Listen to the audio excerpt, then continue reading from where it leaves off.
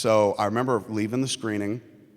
There were 2 other people in the theater. There was this girl who came up to me, and she goes, did you make this? And I said, yes. And she goes, do you know people like this?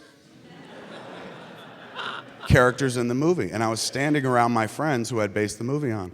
And I was like, no, I made it up. Like,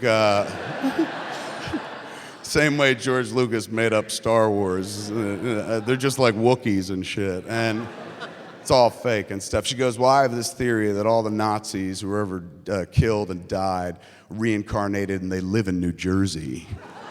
I was like, I've never heard that theory, but I'm gonna bring that home to my parents. Scott Mosier got to speak to another guy, and it was the man named Robert Hawke, and he had a badge on that didn't indicate that he was with anything that we should have leaned toward. We were looking for like Miramax, Fine Line, Arrow releasing, anybody who was releasing flicks at that point.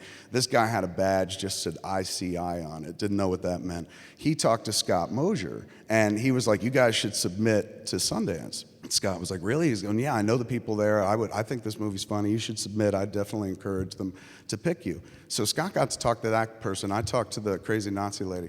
And then that was it. Then all we had to talk to was the cast and crew, the rest of us who were all looking, going like, what happens now? This is what we were working toward.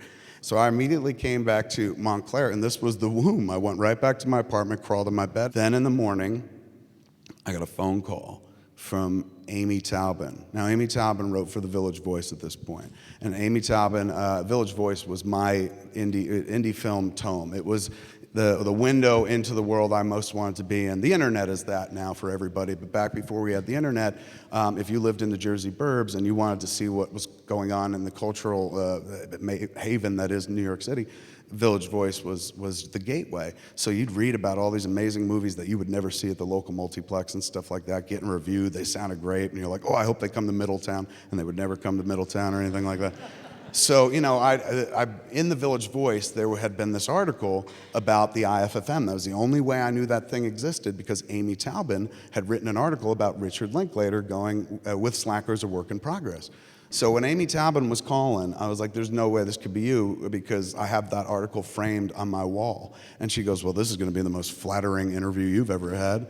And I was like, how do I know this is you? And she goes, I called the number that was in the IFFM handbook, and I'd listed my parents' home phone number. And I was just like, what did my dad say? And she was just like, she goes, I wrote it down because I might use it in the article. She goes, and I quote, someone like Kevin's movie?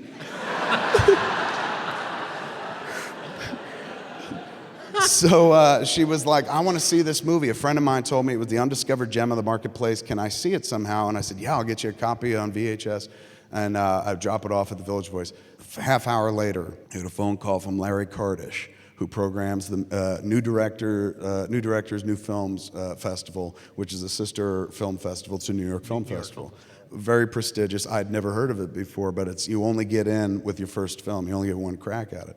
So this dude called me up, and he was like, I hear that Clerks is a movie that really should be considered for New Directors, New Films. And I was like, what is that? And he explained it, and I was like, yeah, I'll totally give you a tape. I said, who told you this? And he goes, I'm not at liberty to say, but somebody I trust and somebody whose opinion I value. Amy Taubin said the same thing. I said, how'd you even hear about us? She goes, I can't tell you, but there's somebody there who really liked the movie. It made an impact on him.